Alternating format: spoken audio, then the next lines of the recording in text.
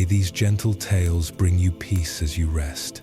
May the wisdom of those who have lived long and learned much guide you into the softest, most restful sleep.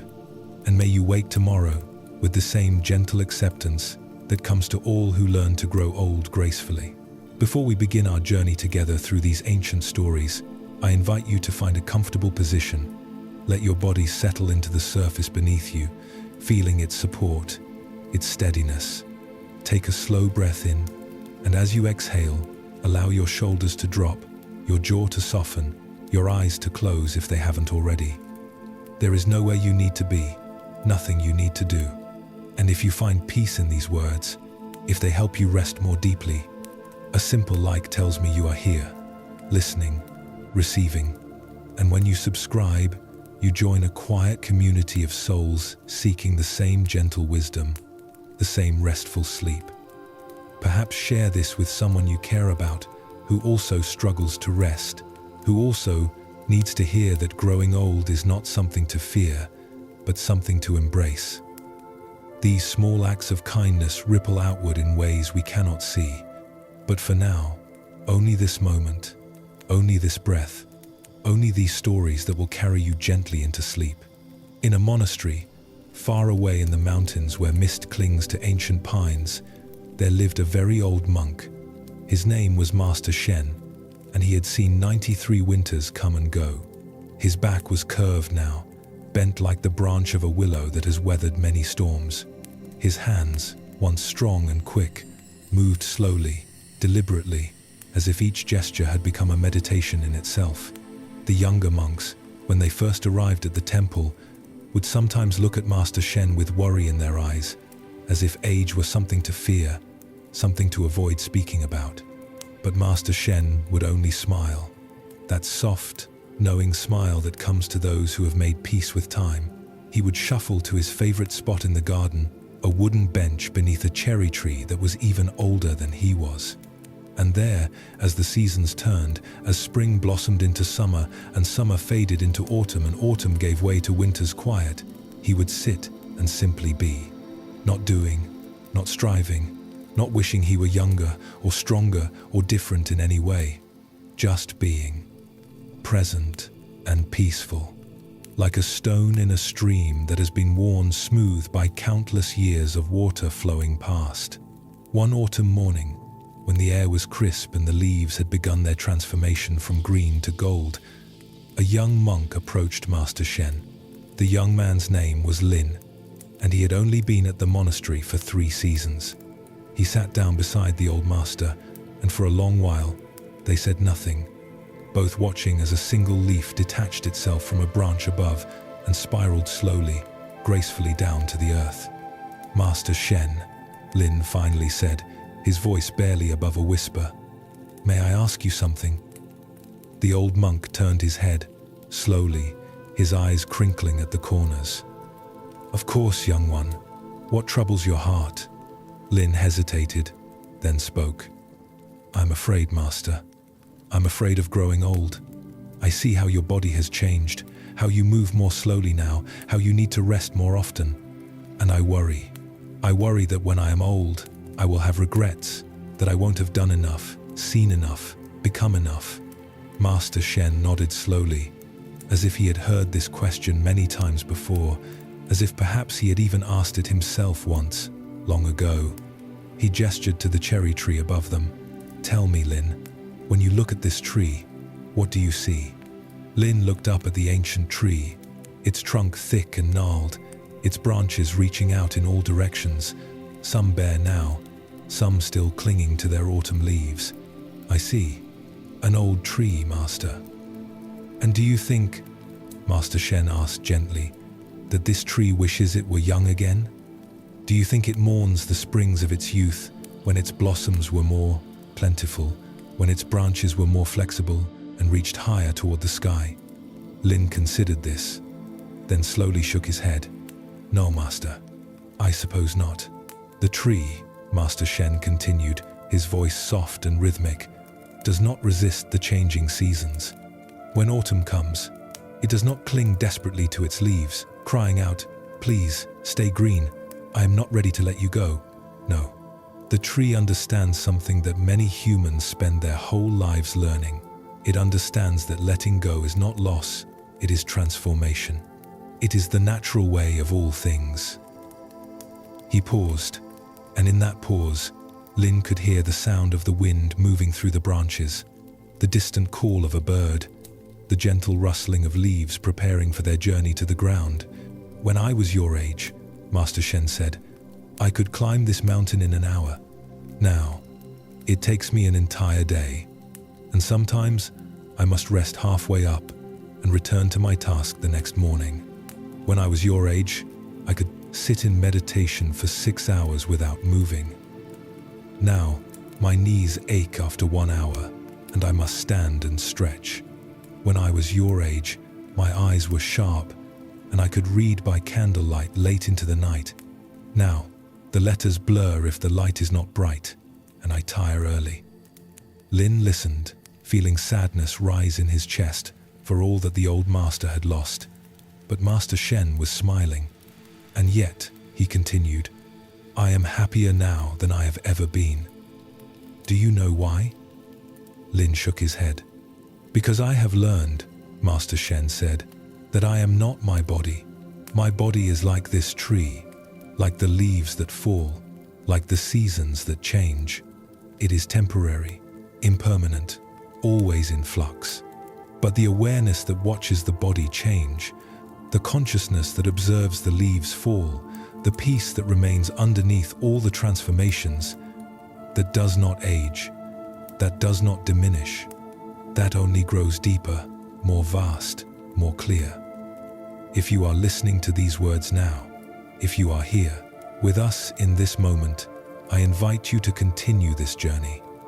There is more to discover, more stories to hear, more peace to find. Let us continue together, gently, slowly, as we explore what it means to grow old with grace. Another leaf fell from the tree, and both monks watched it descend, turning slowly in the air, catching the light, before finally coming to rest on the ground among its companions. Master Shen reached down, his movements slow and careful, and picked up the leaf. He held it in his palm, studying its veins, its colors, the way the edges had begun to curl. This leaf, he said, was once a tiny bud, barely visible on the branch. Then it unfurled into its full green glory, drinking in the summer sun, dancing in the warm breeze. And now, it has become this, gold and orange and red, more beautiful than it was in its youth. Soon, it will fall completely, return to the earth, and nourish the roots of the tree that gave it life. Is this sad, Lin? Or is this simply the way of things? The perfect cycle, each stage necessary and beautiful in its own way? Lin took the leaf from Master Shen's hand and held it gently. I think, he said slowly, I am beginning to understand. Understanding comes gradually, Master Shen said, like dawn breaking over the mountains. First, just a hint of light at the horizon. Then, slowly, more light, until finally, the sun rises fully and everything is illuminated. Growing old gracefully is like that. It is not something you achieve all at once. It is something you learn, day by day, breath by breath, moment by moment. The old master shifted on the bench, adjusting his position to ease the stiffness in his back. Even this small movement, Lin noticed, was done with awareness, with care, without complaint. Let me tell you a story, Master Shen said. About another monk I once knew, when I was not much older than you are now. His name was Master Kenzo. Shen continued, his voice soft as silk, and he was, at that time, the oldest monk in our monastery. He was 102 years old, though he never spoke of his age unless asked. He moved through the monastery like a whisper, like morning mist, barely making a sound. His body had become so light, so frail, that it seemed as if a strong wind might carry him away, and yet there was a strength in him, a presence that filled whatever room he entered. Not because he demanded attention, but because he radiated such peace that people naturally quieted themselves when he was near. Master Shen paused, and Lin could hear the old monk's breathing, steady and slow, like the rhythm of waves on a distant shore. The afternoon light was growing softer now, golden and warm, filtering through the leaves above them, casting gentle patterns on the ground. I was 47 years old then, Shen continued, which seemed quite old to me at the time. I had been at the Barn monastery for 25 years, and I thought I knew a great deal about Buddhist practice, about meditation, about the Dharma, but I had not yet learned the most important lesson, the one that Master Kenzo would teach me. A bird landed on a nearby branch, tilted its head, and then flew away, its wings making a soft, rushing sound through the air. Master Shen watched it go before continuing his story. One day, I was assigned to help Master Kenzo with his daily tasks. This was considered an honor, but I confess, I did not feel honored. I felt impatient. You see, Master Kenzo did everything slowly, so slowly. It would take him 10 minutes just to put on his robes in the morning. Another 10 minutes to walk from his room to the meditation hall, a distance that I could cover in less than 1 minute. When he ate, each bite took an eternity. When he spoke, there were long pauses between words, as if he were carefully choosing each one, or perhaps forgetting what he meant to say. I found myself constantly wanting to rush him, to hurry things along, to get on with the day's activities. Master Shen smiled at the memory, shaking his head slowly. I was so foolish then, so caught up in doing, in accomplishing, in moving through my days efficiently. I had not yet learned that the quality of our presence matters far more than the quantity of our actions.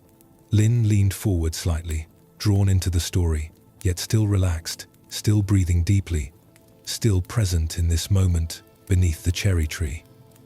One morning, Shen continued, I was walking with Master Kenzo from his room to the breakfast hall.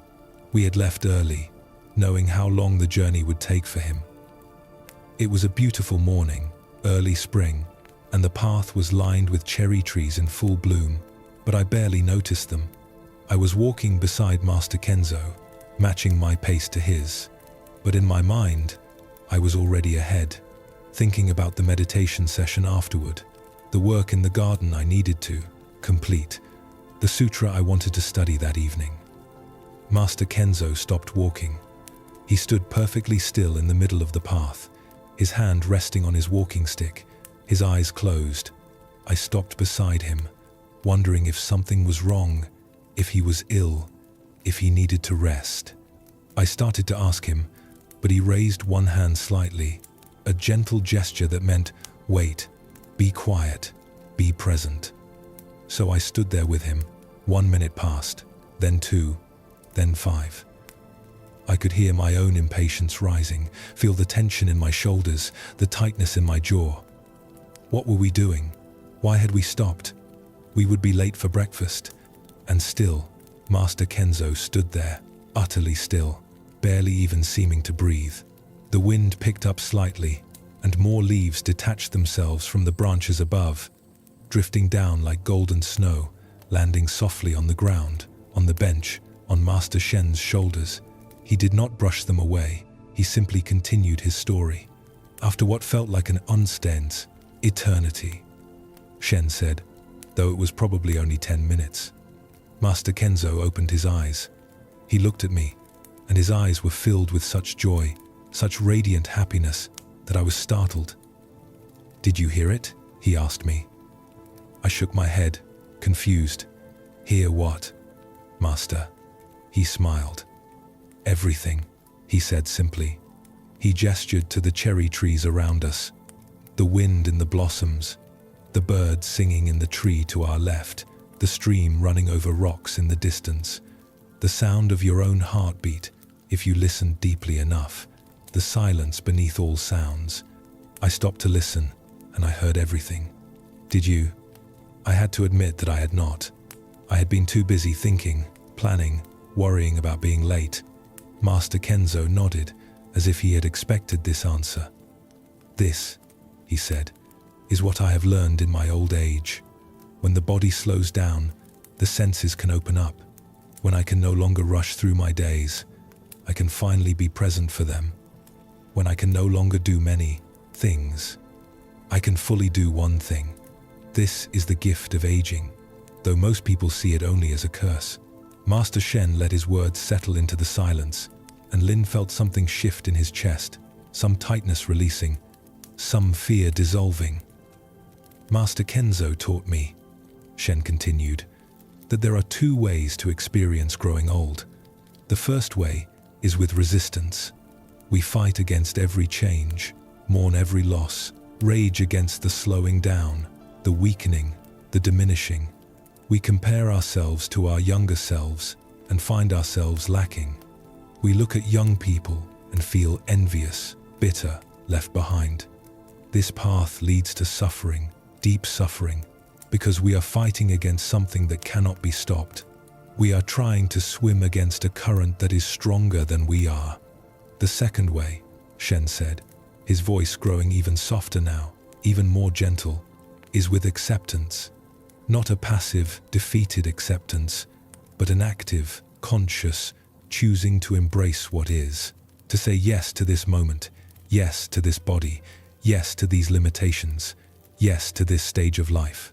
When we do this, something miraculous happens. The struggle ends, the resistance dissolves, and in its place, we find peace. Deep peace. The kind of peace that does not depend on circumstances, that does not require us to be young or healthy or strong. The peace that is always there, waiting beneath all our fighting and striving and wishing things were different. If you are listening now, feel your body sinking deeper into rest. Feel how the surface beneath you supports you completely. You do not have to hold yourself up. You can let go. You can surrender to the support that is always there. Just as Master Kenzo learned to surrender to the changes in his body, you too can surrender to this moment, to this rest, to this peace. Lin sat quietly, absorbing Master Shen's words, watching another leaf detach itself from the branch above and begin its slow descent to the earth. The afternoon sun was lower now, casting longer shadows, painting everything in shades of gold and amber. The air had grown cooler, and somewhere in the distance, a bell rang softly, marking the hour. Master Kenzo lived for 3 more years after that morning, Shen continued. And in those 3 years, I tried to spend as much time with him as I could. I learned to slow down when I was with him. I learned to match his pace, not with impatience, but with curiosity. What would I notice if I walked this slowly? What would I hear if I stopped to listen? What would I see if I took the time to really look? He taught me about the garden, pointing out tiny insects I had walked past 1,000 times without seeing. He taught me about the changing light at different times of day, how the morning sun illuminates the meditation hall differently than the evening sun. He taught me about silence, how there are many kinds of silence, each with its own quality, its own depth. He taught me about breath, how each inhalation is a gift, each exhalation a letting go. Master Shen shifted again on the bench, moving with that same careful awareness Lin had noticed before, as if each movement was sacred, each adjustment of position a small meditation. But the most important thing Master Kenzo taught me, Shen said, was this. He taught me not to wait until I am very old to live this way. He taught me to begin now, wherever I am, whatever my age, to practice presence, to practice acceptance, to practice gratitude for this body, this life, this moment, exactly as it is. Master Kenzo would say to me, Shen continued, his voice like honey, slow and golden. Shen, do not waste your precious years waiting to be wise. Do not wait until your body forces you to slow down to finally be present. Do not wait until you have lost everything to learn about letting go. Practice now. Practice today. Practice with this breath, this step, this moment. The old master paused, and in that pause, there was only the sound of wind, the distant murmur of the stream, the soft rustling of robes as another monk passed by on the path below. Lin found his own breath slowing, deepening, matching the rhythm of Master Shen's words. "On the morning that Master Kenzo died," Shen said softly, "I was there. He had asked for me 3 days before, saying he felt his time was near. I sat by his bedside, and he was so peaceful, so completely at ease. There was no fear in his eyes, no clinging, no resistance. He looked at me and said, 'Do you see, Shen? This too is just another change, another season. The leaf falls from the tree. Where does it go? Back to the earth, back to the source. Nothing is lost. Everything transforms.' He took my hand, and his grip was weak. So weak, but his eyes were clear, absolutely clear. 'I am grateful,' he whispered, 'for every year, every day, every breath, even the difficult years, especially the difficult years, because they taught me the most. I am grateful for this old body that is now ready to rest. I am grateful for the pain that taught me patience. I am grateful for the losses that taught me about impermanence. I am grateful for the loneliness that taught me about connection. I am grateful for the fear that taught me about courage. Every single thing, every experience was necessary. Every single moment led me here, to this peace, to this letting go.' He closed his eyes then, and his breath grew slower, softer, like wind, dying down at the end of a storm. He breathed in, a long, slow breath, and then out, even slower. In again, barely perceptible, and out, and then he simply stopped. So gentle, so natural, like falling asleep, and on his face, even in death, there was that smile, that soft, peaceful smile. The old master was silent for a long moment, and Lin felt tears on his cheeks, though he could not say whether they were tears of sadness or something else, something deeper, something like awe, like recognition, like understanding. "This is what I learned from Master Kenzo," Shen said finally. "Growing old gracefully is not about maintaining a youthful appearance or pretending that aging doesn't hurt sometimes or denying the losses that come. Growing old gracefully is about acceptance, deep acceptance. It is about greeting each day, each change, each loss, each limitation with the same gentle awareness that you might greet an old friend. 'Ah, yes, you are here. Welcome. What do you have to teach me?' Another leaf fell, and another, like a slow, silent rain of gold. The afternoon was fading into evening now, and the air had grown noticeably cooler.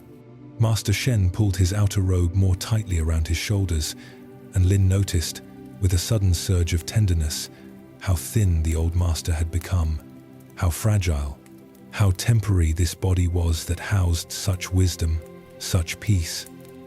"The body ages," Master Shen said, as if reading Lin's thoughts. "This is not a tragedy. This is not a mistake. This is not something wrong that needs to be fixed. The body ages, just as the seedling grows into a tree, just as spring becomes summer, becomes autumn, becomes winter. Each stage is perfect. Each stage is necessary. Each stage has its own beauty, its own lessons, its own gifts." He gestured to his own body, that curved spine, those gnarled hands, that deeply lined face.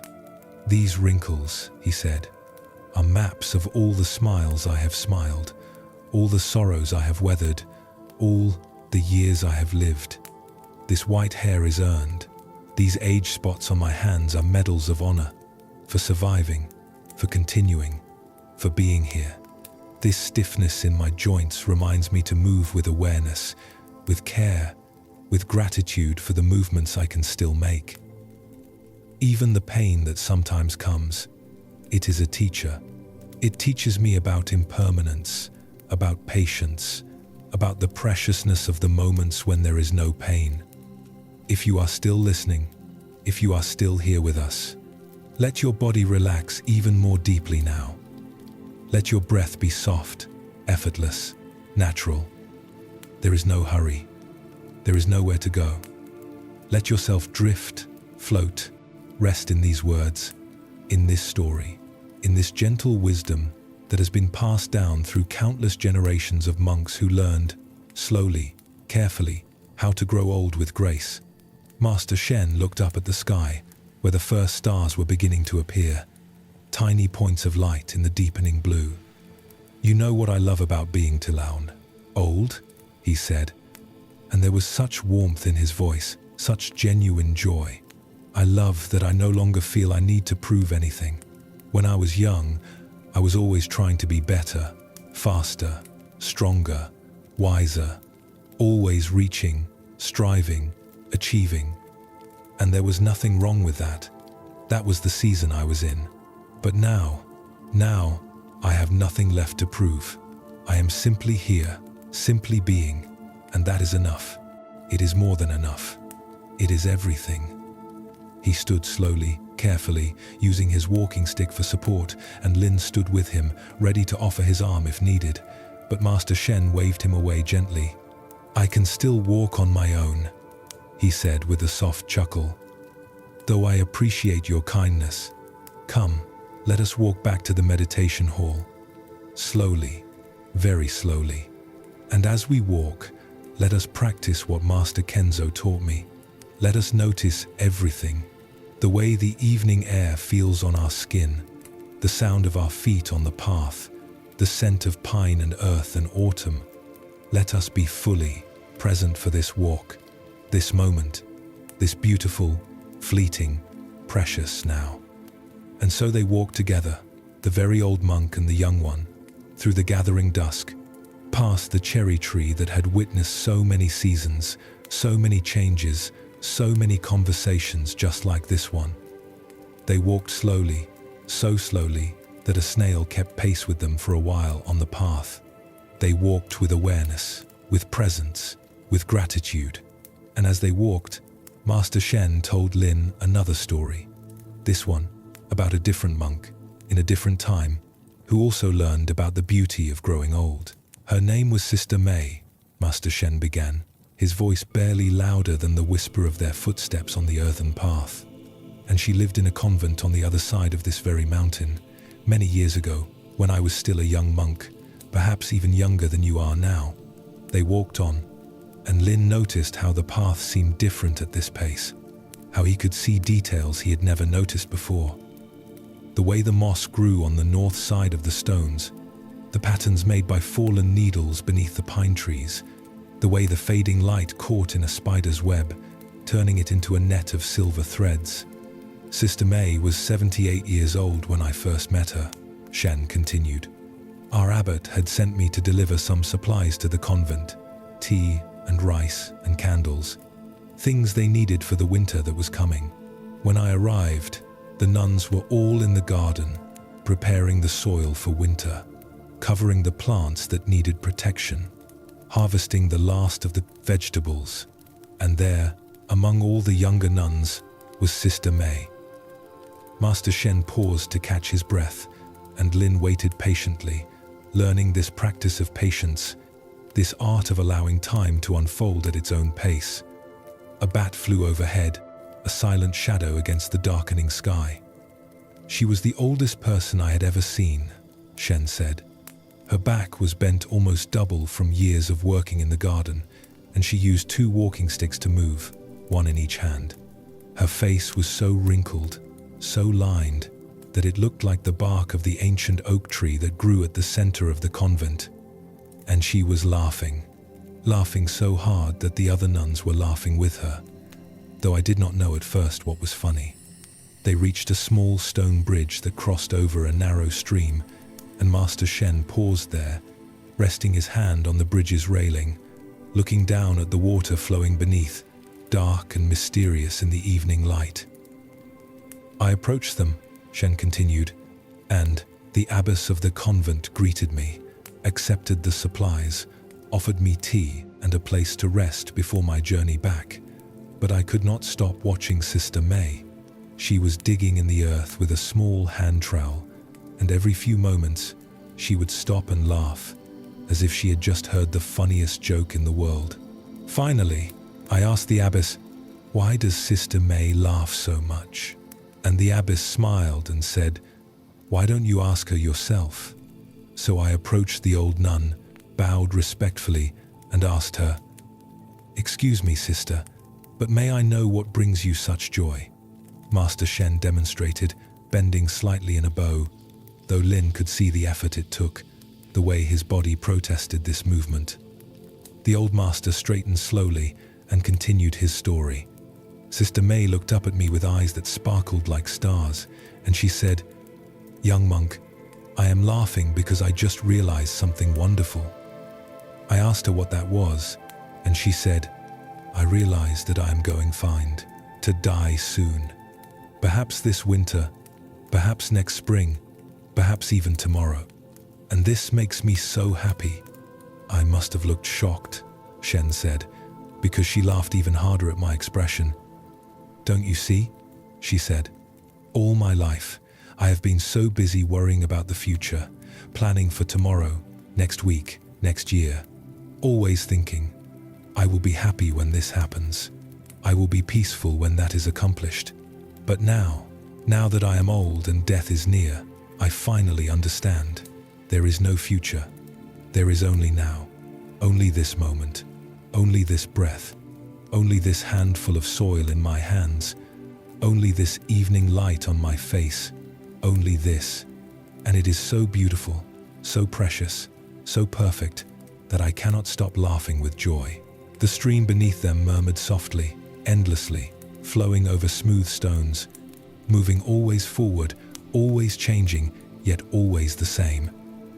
Master Shen stood there, listening to it, and Lin listened too, and for a moment, there was no difference between the sound of the water and the sound of their breathing and the sound of the evening wind in the trees.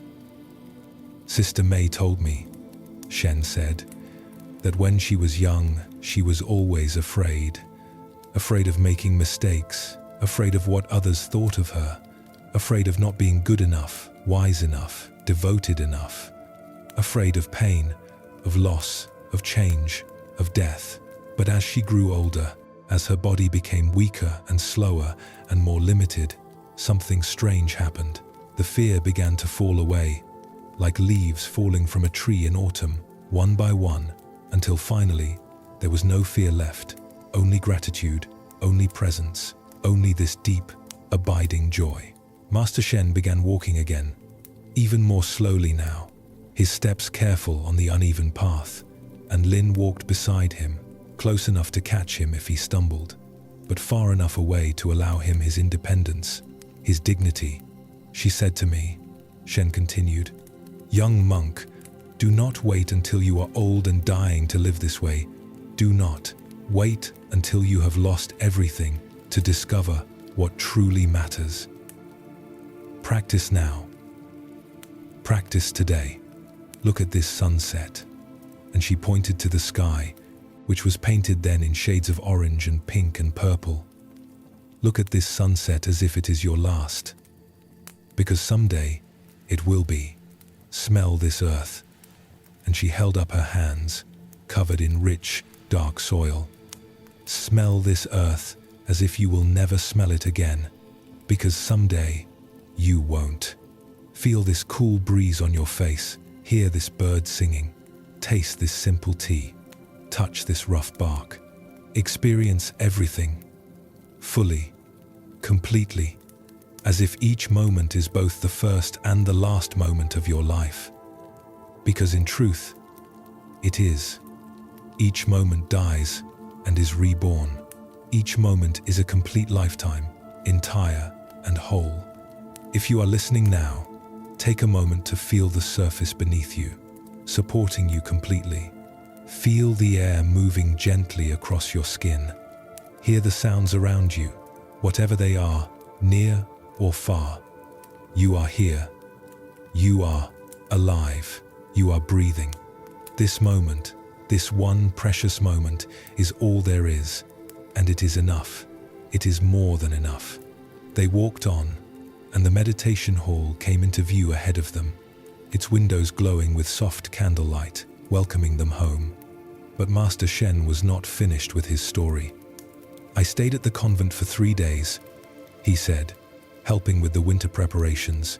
"But really, I was there to learn from Sister May.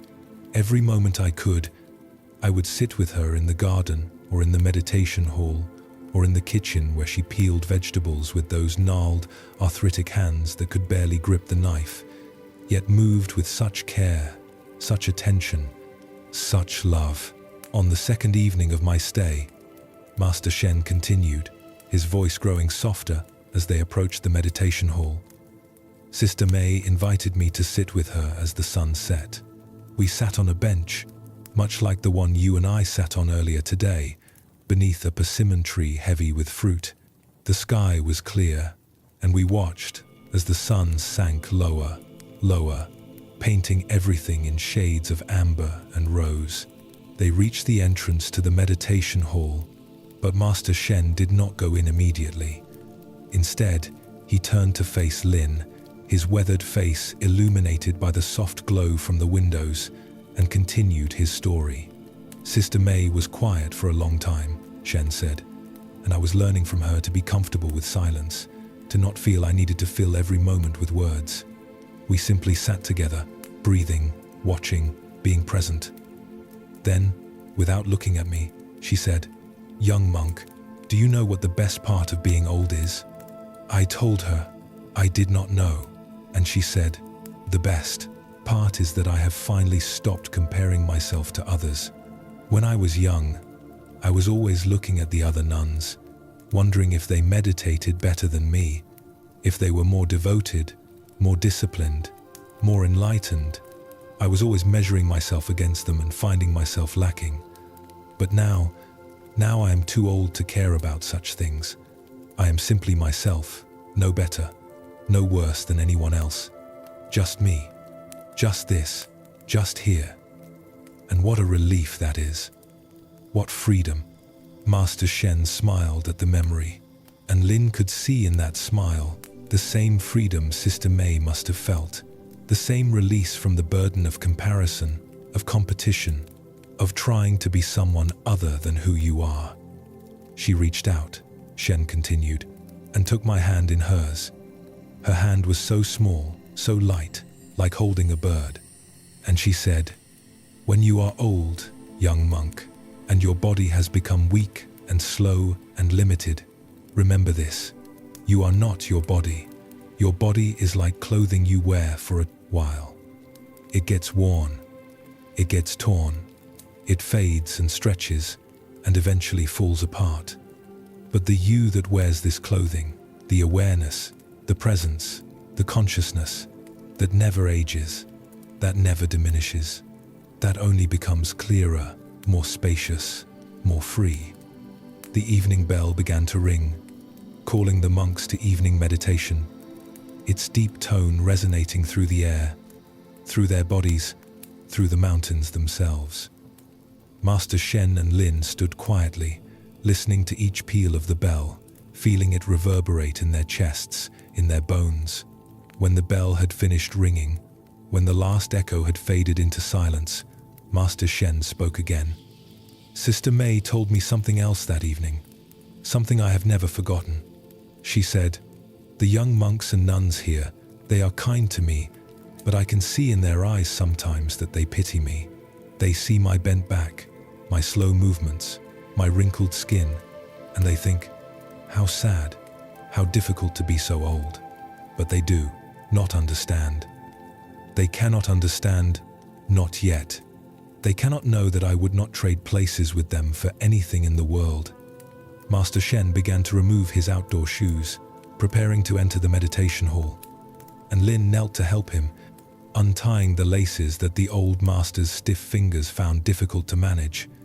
Shen did not resist this help, accepting it with grace, with humility, with the same gentle awareness he brought to everything. "You see," Shen continued, speaking Sister May's words, "when you are young, you think you have time. You think you can waste a day here, an hour there. You think you can put off being present, being grateful, being fully alive, because you will have plenty of time later. But when you are old, when you can count your remaining days and know they are few, you do not waste a single moment. Every breath becomes precious. Every sunrise is a gift. Every meal is a feast. Every conversation is a treasure. The young have quantity of time, but the old have quality of presence. And I know which I prefer. They entered the meditation hall, and the warmth inside was a gentle contrast to the cool evening air. The other monks were already seated, and Master Shen and Lin quietly made their way to their cushions. But even as they settled into position, even as the evening meditation began, Lin found that Master Shen's stories continued in his mind, weaving through his awareness like the thread through cloth, inseparable from his meditation itself. If you are still here, still listening, let yourself sink even deeper now. Let the weight of your body be fully supported. Let your breathing be soft, natural, effortless. You do not need to try to relax. Simply allow relaxation to happen, the way a flower allows itself to open when the sun rises, without effort, without striving, just naturally, gently, easily. The meditation session ended, and the monks rose for their evening meal. Master Shen ate slowly, mindfully, as he did everything. And Lin found himself eating more slowly too, tasting each bite more fully, chewing more carefully, grateful for this simple food, this simple moment. After the meal, after the evening chores had been completed, Lin sought out Master Shen again. He found the old master in his small room, sitting by the window, looking out at the night sky where stars were scattered like seeds across dark earth. "Master Shen," Lin said softly, not wanting to disturb the old monk if he was meditating, "may I ask you to finish the story of Sister May?" Master Shen turned from the window and smiled.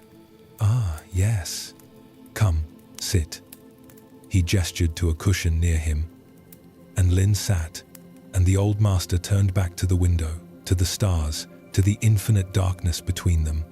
"On my last morning at the convent," Shen said, "before I began my journey back to this monastery, Sister May gave me a gift.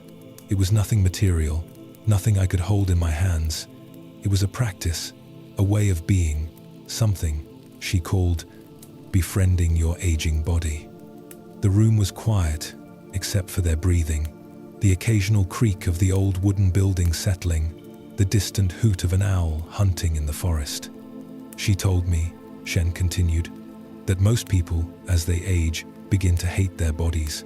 They resent the wrinkles, the grey hair, the sagging skin, the aching joints.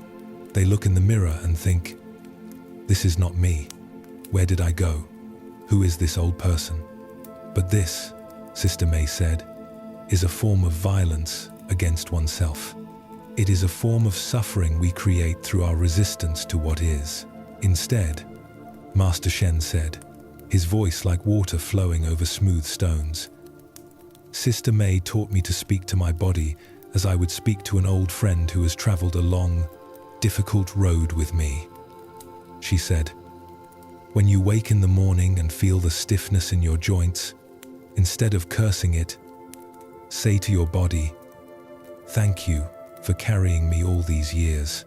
Thank you for all the steps you have taken, all the burdens you have borne. I know you are tired. Rest as you need to rest." Master Shen shifted slightly in his seat, and Lin noticed how even this small movement was accompanied by awareness, by care. Sister May said, "When you look in the mirror and see the wrinkles, the grey hair, the changes that time has written on your face, instead of turning away with disgust or sadness, look deeply and say, 'These lines are the record of my life. This line here, from smiling. This one, from concentrating. This grey hair, earned through seasons of worry that taught me to let go. This is not a face to be ashamed of. This is the face of someone who has lived, who has survived, who has learned." The owl called again, closer now, and both monks turned their heads slightly toward the sound, acknowledging it, honoring it. before Master Shen continued. "And when you feel pain," Shen said, speaking Sister May's words, "and pain will come, because pain is part of this human experience, especially in an aging body. Do not clench against it. Do not hate it. Do not wish it away with anger and resentment. Instead, breathe into it. Acknowledge it. Say to the pain, 'I see you. I feel you. You are here. And I accept you, not because I like you, but because you are real. You are present. And fighting against you only creates more suffering.'" Master Shen paused, and in that pause, Lin could hear his own heartbeat, steady and slow, and he realized that his breathing had synchronized with the old master's breathing, both of them inhaling together, exhaling together, as if they were one body, one breath, one awareness. "Sister May made me practice this with her," Shen said. "She asked me to place my hand on my chest and feel my heartbeat, so I did. And she said, 'Feel that. That heart has been beating every moment of your life, every day, every hour, every minute, every second, since before you were born. It has never rested, never stopped, never taken a vacation. It has pumped blood through your body billions of times. And one day, it will stop. It will be tired. It will have done its work. And when that day comes, will you curse it for stopping? Or will you bless it for having beaten so faithfully for so long? If you are listening, place your hand on your own chest now, if you like. Feel your heart beat. Feel the rhythm of life moving through you. This heart, your heart, is beating for you right now. It asks nothing in return. It expects no gratitude. It simply beats, faithfully, constantly, keeping you alive. And you can rest now, knowing that your heart will continue its work while you sleep, while you dream, while you let go completely into this gentle, restful darkness. "I stayed with Sister May for another hour that morning," Master Shen said, his voice growing quieter now, more intimate, as if he were sharing a secret. "We sat in the garden, and she showed me how she tended to each plant, each flower, with the same care and attention she gave to her own body. 'This rose bush is very old,' she said, 'almost as old as I am. Its blooms are smaller now than they used to be. Its stems are woody and gnarled. But look, see? It still produces flowers. Not as many, but each one is so precious, so beautiful. I do not wish it were young again. I appreciate it for what it is now, in this moment.'" Master Shen's eyes grew distant, remembering, and Lin sat very still, not wanting to break the spell of this story, this teaching, this transmission of wisdom from one old soul to a young one. "As I prepared to leave," Shen continued, "Sister May walked with me to the gate of the convent. It took us a very long time because she moved so slowly, with those 2 walking sticks, one careful step after another, but I did not feel impatient. I had learned from her to value the journey more than the destination, to be present for each step rather than focused only on arriving. At the gate, she stopped and turned to face me. She reached up, and I bent down, and she placed both her hands on my cheeks. Her hands were so warm, so gentle, and she looked into my eyes and said, 'Young monk, I may not see you again in this life. I am old, and my time is near, but I want you to promise me something.' I asked her what she wanted me to promise, and she said, 'Promise me that you will not waste your precious life being afraid of aging. Promise me that you will not waste your energy trying to stay young forever. Promise me that when the time comes, when your own body begins to change and slow and weaken, you will remember what I have taught you. You will befriend your aging. You will welcome it. You will see it not as an enemy, but as a teacher, a guide, a doorway into deeper wisdom, deeper presence, deeper peace.' Master Shen's voice cracked slightly with emotion, and he paused, swallowing, before continuing. I promised her. And then she smiled, that radiant smile, and she said, 'Good, now go, live fully, love completely.' And when you are old, when your time comes to make this same journey I am making, do not go with fear or regret. Go with gratitude. Go with joy. Go knowing that you have lived well, that you have loved well, that you have been present for this miraculous gift of life, from the first breath to the last. The night had grown late, and both monks were tired now, their bodies heavy with the day's activities, their minds quiet with the peace that comes from deep listening, deep sharing. Master Shen rose slowly from his seat, using the wall for support, and Lin rose with him. "That was the last time I saw Sister May," Shen said quietly. Word came 3 months later that she had died in her sleep, peacefully, with that same smile on her face. The abbess wrote to me and said that on her last day, Sister May had worked in the garden in the morning, eaten lunch with the other nuns, taken a short nap in the afternoon, and then simply did not wake up. She went, the abbess said, as gently as a leaf falling from a tree, as naturally as the sun setting at the end of the day. Master Shen moved slowly toward his sleeping mat, and Lin prepared to leave, to return to his own room. But the old master gestured for him to stay. "Sit with me a little longer," Shen said. "There is one more thing I want to share with you before you go." Lin settled back onto his cushion, and Master Shen lowered himself carefully onto his sleeping mat, arranging his robes, adjusting his position until he was comfortable. The candlelight flickered, casting gentle shadows on the walls, and outside, the night was deep and still. "When I returned from that visit to Sister May," Master Shen began, "I began to practice what she had taught me. Every morning, when I woke, I would take a moment to thank my body for another day. Every evening, before sleep, I would place my hand on my heart and feel it beating and whisper, 'Thank you for today. Thank you for this life.' And slowly, over the years, my relationship with my own aging began to change. The old master's breathing was slowing now, becoming deeper, more rhythmic. And Lin found his own breathing slowing to match it, found his own body growing heavier, more relaxed, as if Master Shen's peace were contagious, spreading from one person to another like warmth from a fire. I stopped looking in the mirror with disappointment," Shen continued, his voice soft as silk, soft as snow falling.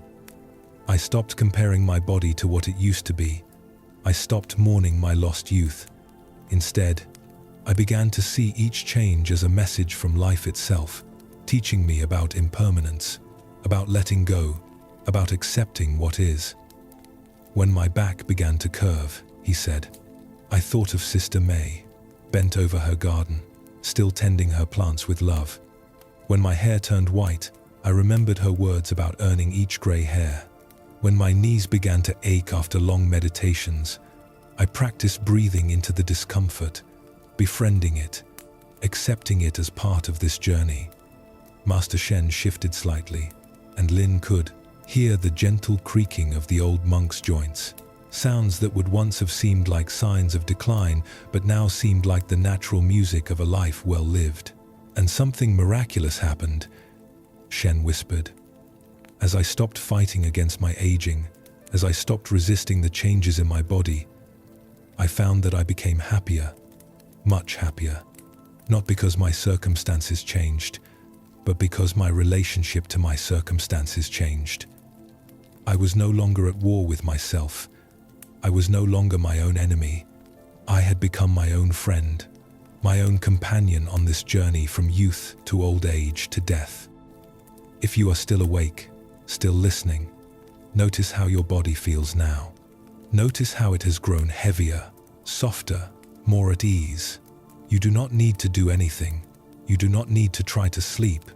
Simply allow yourself to rest here, in this moment, in these words, in this gentle flowing of one moment into the next. Let yourself drift like a leaf on water, going where the current takes you, without resistance, without effort, just drifting, floating, resting." "Lin," Master Shen said, and his voice was growing fainter now, the voice of someone on the edge of sleep. "Let me tell you about one more person, one more teacher on this path of aging gracefully. His name was Master Tendo, and he lived in this very monastery many years before you came here, even before I came here. He was the oldest monk ever to live in this place. He was 107 years old when he died. The candle flickered, burning lower, and the shadows deepened in the corners of the room. Outside, the wind had died down completely, and there was only stillness, only silence, only the soft sound of two people breathing in the darkness. Master Tendo, Shen continued, was so old that he had become like a child again. He needed help with everything: dressing, eating, walking, bathing. Some of the younger monks found this difficult, uncomfortable. They did not like seeing how dependent he had become, how vulnerable. But there was one monk, Brother Kenji, who loved taking care of Master Tendo. I asked him once why he did not find it burdensome, and he said something I have never forgotten. Master Shen paused, and Lin waited, his eyes growing heavy, his body sinking deeper into the cushion, his awareness beginning to blur at the edges, like ink spreading in water. Brother Kenji said. Shen whispered, "When I help Master Tendo put on his robes in the morning, when I guide him to the meditation hall, when I feed him his meals because his hands shake too much to hold the spoon, I am not seeing a burden. I am seeing my future. Someday, if I am lucky enough to live that long, I will be exactly where he is. I will need help. I will be dependent. I will be vulnerable. And when that time comes, I hope someone will care for me with the same patience, the same gentleness, the same love that I am trying to give to Master Tendo now. So really, I am not just caring for him. I am practicing. I am preparing. I am learning how to receive care with grace by giving it with grace." The words hung in the air, and Lin felt something open in his chest, some understanding that went beyond words, beyond thought, settling into his bones, into his heart, like truth often does, quietly, without fanfare. "Master Tendo died on a spring morning," Shen said, his voice barely audible now, a whisper within a whisper. Brother Kenji was with him, as he had been with him every day for the last 3 years of Master Tendo's life. And when Master Tendo took his last breath, Brother Kenji said he felt not sadness, but gratitude. Gratitude for having been allowed to witness such a peaceful death. Gratitude for having learned what he had learned. Gratitude for having known this ancient soul, who taught him, through his complete vulnerability, through his absolute dependence, through his utter acceptance of his condition, what it means to surrender, to let go, to trust, to rest in the arms of life itself. Master Shen's breathing had become very slow now, very deep, and Lin realized the old master was falling asleep, his words dissolving into silence, his consciousness drifting toward dreams. But before he slept completely, Shen whispered one last thing, so soft that Lin had to lean in close to hear.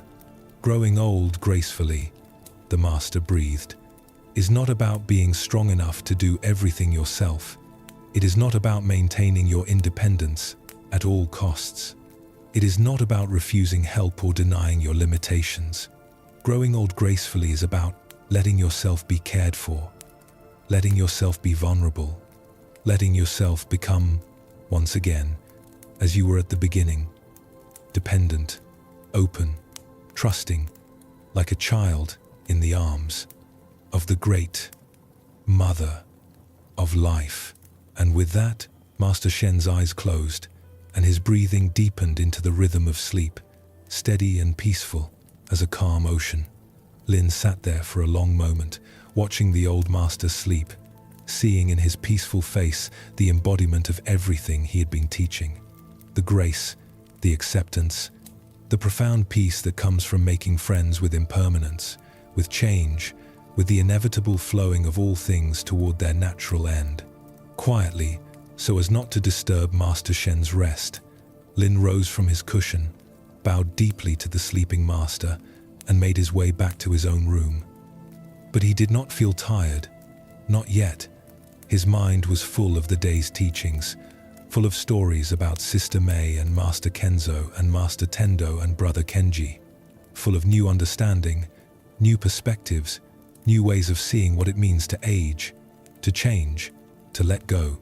He lit a candle in his own room and sat by his window, looking out at the same stars Master Shen had been watching earlier. And as he sat there, he thought about his own life, still young, still full of possibility, but already moving, always moving, toward the same destination that awaits us all. And instead of fear, which he had felt that morning when he first approached Master Shen beneath the cherry tree, he felt something different now. Curiosity, perhaps, openness, a gentle willingness to embrace whatever comes, knowing that each stage of life has its own beauty, its own wisdom, its own perfect rightness. If you are still here, still awake, still listening, know that sleep will come when it is ready. You do not need to chase it. You do not need to try to make it happen. Simply rest here, in this peaceful space, in these gentle words, and let sleep find you the way night finds the earth, gradually, naturally, inevitably. The candle burned lower, and Lin's eyelids grew heavy. Outside his window, he could hear the night sounds of the monastery, the creaking of old wood, the rustle of small animals in the underbrush, the distant sound of the stream that never stopped flowing, day or night, year after year, decade after decade, wearing away stone, shaping the land, patient and persistent and eternal. And as he sat there, on the edge of sleep himself, another story came to him, not told by Master Shen, but remembered from his own childhood, before he came to the monastery. A story his grandmother had told him when he was very small, about her own grandmother, his great-great-grandmother, who had lived to be 103 years old. Her name was Grandmother Yuki, which means snow, and she had been named this because she was born during the deepest winter, during a snowstorm so fierce that the midwife almost could not reach the house in time. And like the snow she was named for, Grandmother Yuki had been gentle, soft, peaceful, transforming everything she touched into something beautiful. Lin had met her only once, when he was 5 years old, and she was 101. He remembered being afraid at first, afraid of how small she was, how fragile, how her skin was translucent like rice paper, how her voice was barely a whisper. But then she had smiled at him, and her smile had been so warm, so full of light, that his fear melted away. She had taken his small hand in her even smaller one, and she had said to him, "Do not be afraid of me, little one. I am just a person, like you. I was once your age. I was once 5 years old, running and playing and full of energy. And someday, if you are very lucky, you will be my age. You will be old and small and quiet, and that is nothing to fear. That is something to look forward to, because it means you will have lived a long life, seen many things, learned many lessons." She had shown him her hands then, so wrinkled, so spotted with age, the veins visible beneath the thin skin like rivers on a map. "These hands," she had said, "have done so many things. They planted rice in the paddies when I was a young woman. They held my babies when I became a mother. They cooked thousands of meals. They sewed clothes and mended tears. They wiped away tears from my children's faces, and later, from my grandchildren's faces. They held my husband's hand as he died. They prayed and worked and touched and blessed. These hands have lived a full life, just as I have lived a full life." Lin remembered how he had touched her hands, so gently, marveling at how soft they were, how warm, despite their fragility. And Grandmother Yuki had said, "When you are old, little one, your hands will look like mine. And you should not be sad about that. You should be proud, because it means your hands, too, will have lived. They will have done what they needed to do. They will have touched what they needed to touch. They will have given what they needed to give." The memory faded, and Lin found himself back in his room, the candle burning down to almost nothing, his body heavy with the weight of the day, his mind quiet with the peace that comes from deep reflection.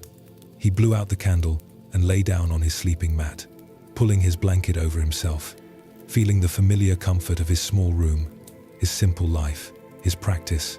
And as he lay there in the darkness, he thought about all the people he had heard about today, all these elders who had learned to age with such grace, such dignity, such profound acceptance. Master Kenzo, who moved so slowly that each step became a meditation. Sister May, who laughed with joy at the nearness of her own death. Master Tendo, who surrendered completely to his dependence and found peace in vulnerability. Grandmother Yuki, who saw her aging hands as badges of honor, proof of a life fully lived. Let yourself be like them now, like these wise elders who learn to let go, to surrender, to rest. Let your body be heavy, so heavy that it sinks down, down, down into the surface beneath you. Let your thoughts slow down, become softer, quieter, like voices heard from far away. Let yourself drift, float, like a leaf on water, going nowhere, needing nothing, just resting, just being, just here. Lin's breathing deepened, and he felt himself beginning to drift, his consciousness loosening its grip on the waking world, beginning to slip into that soft space between waking and sleeping, where thoughts become dreams, and dreams become something deeper, quieter, more mysterious. In this twilight state, images came to him. He saw Master Shen as a young man, strong and vigorous, climbing the mountain with ease, his steps quick and sure. And then the image shifted, time passing like clouds racing across the sky, and Master Shen was middle-aged, still strong but beginning to slow, the first silver appearing in his hair. And then older, the silver becoming white, the back beginning to curve, the steps becoming more careful, more measured. And then, as he was now, very old, very bent, very slow, but somehow, with each stage, more peaceful, more present, more luminous with inner light. And Lin understood, in that drowsy, half-dreaming state, that this was the natural progression of all things. Not a decline, not a diminishment, but a transformation. Like the journey of a river from its source high in the mountains, rushing and tumbling over rocks, wild and energetic, to its middle course, flowing more steadily, carving its channel through the landscape, to its final stage, wide and slow and calm, approaching the sea, where it will dissolve into something greater than itself. The images continued, flowing one into another like water. He saw Sister May in her garden, bent over the earth, laughing. He saw Master Kenzo standing perfectly still on a path lined with cherry blossoms, listening to everything. He saw Master Tendo, so old he had become like a child again, being cared for by Brother Kenji with such tenderness, such love. He saw Grandmother Yuki, holding out her ancient hands, showing him the map of her life written in every line, every spot, every wrinkle. And then he saw something else. He saw himself as an old man, many decades from now, bent and white-haired and slow. And instead of fear, instead of resistance, he felt only curiosity, only acceptance. This would be him one day, if he lived long enough. And that was not a tragedy. That was simply the way of things, the natural unfolding of life from beginning to end. If you are still listening, let these images wash over you like gentle waves. Let them carry you deeper into rest, deeper into peace. There is nothing to hold on to, nothing to figure out, nothing to remember. Just let yourself be carried, gently, softly, into the deep stillness that awaits. In his half-dream, Lin saw a tree. It was the cherry tree where he and Master Shen had sat that afternoon, but now he was seeing it across many seasons, many years, many decades. He saw it in spring, covered in blossoms, pink and white and glorious, humming with bees, alive with birds building nests in its branches. He saw it in summer, full of green leaves, providing shade, its branches heavy with fruit that ripened in the feast, warm sun. He saw it in autumn, the leaves turning color, gold and orange and red, so beautiful that people would stop on the path just to look at it, to marvel at its beauty. And then the leaves falling, one by one, drifting down like snow, covering the ground in a carpet of color. And the tree standing bare, its branches empty, but not sad, not defeated, simply resting, simply being, simply moving through its natural cycle. And then winter, the tree covered in snow, its bare branches outlined in white, looking like black ink on white paper, stark and beautiful in its simplicity. And then spring again, and the cycle beginning once more, buds appearing on the branches, swelling, bursting into bloom, and the tree once again covered in blossoms. But with each cycle, Lin noticed, the tree was growing older. Its trunk was becoming thicker, more gnarled. Some of its branches were dying back, falling in storms, leaving scars. The tree was not as tall as it had been, not reaching quite as high into the sky.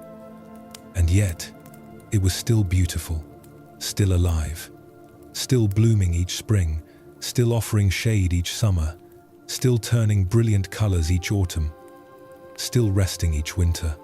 And he understood that this tree, this ancient cherry tree, was teaching the same lesson that Master Shen had been teaching, that Sister Mei had been teaching, that all the old, wise ones had been teaching. That aging is not something separate from life. It is life. It is the natural movement of all things through time, through seasons, through stages. And each stage is necessary, each stage is perfect, each stage has its own beauty, its own gifts, its own wisdom to offer. In his dream, Lin walked up to the tree and placed his hand on its trunk, feeling the rough bark beneath his palm, feeling the life still flowing through it, sap rising and falling with the seasons, roots deep in the earth, branches reaching toward heaven. And the tree seemed to speak to him, not in words, but in feelings, in knowing. "Do not fear growing old," the tree seemed to say. "I have stood here for 300 years. I have seen thousands of springs, thousands of autumns. I have watched generations of people come and go. Children become adults, adults become elders, elders become ancestors. And through it all, I have simply been here, rooted in the earth, reaching toward the sky, accepting each season as it comes, each change as it arrives, each loss as necessary for new growth. Look at me," the tree continued in its wordless way. "I am old now, very old. Some of my branches are dead. My trunk is hollow in places. My bark is scarred and weathered. But I am still here, still alive, still offering what I have to offer. Birds still nest in my branches. People still rest in my shade. My blossoms still delight those who see them. My fruit still nourishes. I am not useless because I am old. I am valuable because I am here, because I have survived, because I continue, season after season, year after year, to be what I am. Let yourself be like this tree now. Rooted, stable, present. Let your body be heavy, so heavy, sinking into the earth like roots going deep, deep down. Let your breath be slow, natural, like the rising and falling of sap through the trunk of an ancient tree. Let yourself rest in the knowing that you are exactly where you need to be, exactly who you need to be, in this moment, in this stage of your life, whatever stage that is. The dream deepened, and Lin felt himself becoming the tree, his feet roots going down into the cool earth, his arms branches reaching up toward the infinite sky, his breath the wind moving through leaves, his heartbeat the slow, patient rhythm of sap rising and falling with the seasons. And he felt no separation between himself and the tree, between himself and Master Shen, between himself and Sister Mei, between himself and all the old, wise ones who had learned to age with grace. He felt himself expanding, becoming not just one person, one tree, but part of something much larger, much vaster. He was the mountain itself, ancient and weathered, standing through countless storms, watching countless sunrises and sunsets. He was the stream, flowing endlessly from high places to low places, wearing away stone, patient and persistent. He was the wind, invisible and everywhere, touching all things, moving through all things, never staying, never grasping, just flowing, flowing, flowing. And in this expanded state, this dream state, this state between sleeping and waking, between life and something else, something deeper, he understood finally, completely, what Master Shen had been trying to teach him. That there is no need to fear aging, because the self that ages is not the true self. The body ages, yes. The body changes and slows and weakens and eventually stops. But the awareness that witnesses the body, the consciousness that observes all these changes, that does not age. That is eternal, timeless, unchanging. Your body is resting now, so deeply resting, but the awareness that knows your body is resting, that awareness is awake, alert, present. And that awareness never sleeps, never tires, never ages. It is the same awareness that was present when you were a child, that will be present when you are old, that is present now, unchanging, eternal, at peace. In his dream, Lin saw one final vision. He saw all the people whose stories he had heard today, Master Kenzo and Sister Mei and Master Tendo and Brother Kenji and Grandmother Yuki and Master Shen, all standing together in a circle in the garden, beneath the ancient cherry tree. And they were all smiling, all radiating such peace, such joy, such profound acceptance of everything they had been, everything they were, everything they would become. And they gestured to him to join them, to step into the circle, and he did. And as he stood there among these elders, these teachers, these wise ones, he felt himself held, supported, loved, and he understood that this is what we all need as we age. This circle of understanding, this community of acceptance, this recognition that we are not alone in our journey from birth to death, that countless others have walked this path before us, are walking it now, will walk it after we are gone. Master Shen stepped forward and placed a hand on Lin's shoulder. "You see," the old master said, his voice like honey, like silk, like water. "Growing old gracefully is not something you do alone. We grow old together. We support each other. We learn from each other. The young learn from the old how to accept change, how to let go, how to face death with peace. And the old learn from the young how to remain curious, how to see with fresh eyes, how to remember what it feels like to have a whole life still ahead." Sister Mei stepped forward and took Lin's hand. "Do not wait," she said, her voice full of laughter, full of light. "Do not wait until you are old to practice acceptance. Do not wait until you are dying to learn about letting go. Practice now, today, this moment. Every time you breathe out, practice letting go. Every time you go to sleep at night, practice releasing your grip on the day. Every time a season changes, practice accepting change. This is the preparation, this is the training, so that when the final letting go comes, it is not new, not frightening, but familiar, natural, easy." Master Kenzo stepped forward and looked into Lin's eyes with such kindness, such compassion. "Listen," he whispered. "Listen to everything. Listen to your body as it changes. Listen to your heart as it learns. Listen to the wisdom that comes with age, the wisdom that says, 'I do not need to prove anything anymore. I do not need to achieve anything more. I can simply be here, simply be present, simply be at peace.'" And then Master Tendo, so old, so frail, being supported by Brother Kenji, spoke in a voice like wind through dry grass. "Let yourself be cared for. Let yourself be vulnerable. Let yourself need others. This is not weakness, this is wisdom. This is the completion of the circle. We begin life dependent, needing to be cared for. and we end life the same way. This is not sad. This is beautiful. This is the way of all things. Grandmother Yuki, her hands trembling but her eyes clear, reached out and touched Lin's face. "You are so young," she said. "You have so much life ahead of you, so many joys and sorrows, so many changes, so many seasons, and I give you this blessing. May you live long, may you grow old, may you experience every stage of life, fully, completely, with presence and awareness and gratitude. May you welcome your aging body as a friend. May you see your wrinkles as wisdom. May you feel your slowing down as an invitation to presence.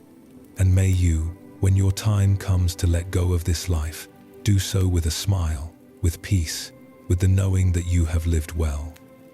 Let yourself receive this blessing now. Let it wash over you like warm water, like sunlight, like the gentlest rain. You are held, you are supported, you are loved. You can let go now. You can release your grip on this day, on these thoughts, on all the worries and concerns that you carried with you into this moment. You can rest, deeply rest, completely rest. The circle of elders began to fade, their forms becoming translucent, becoming light, becoming just a feeling, a presence, a blessing. And Lin found himself lying on his sleeping mat again, in his room, in the darkness, his body so heavy, so relaxed, so completely at peace. His breathing was so slow now, barely perceptible, like the breath of the earth itself, rising and falling in its ancient rhythm.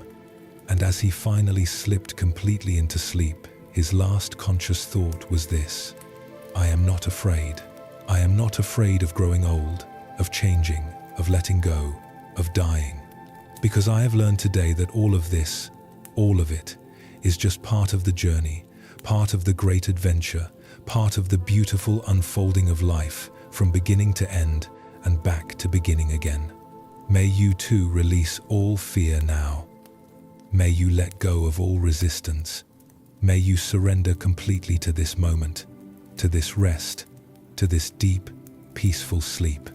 May you dream gentle dreams, if you dream at all, and may you wake tomorrow with the wisdom of the elders in your heart, with acceptance of change, with gratitude for each breath, with the understanding that growing old, like everything else in this precious life, is a gift, an honor, a blessing. Rest now, rest deeply, rest completely. You are safe, you are held, you are home.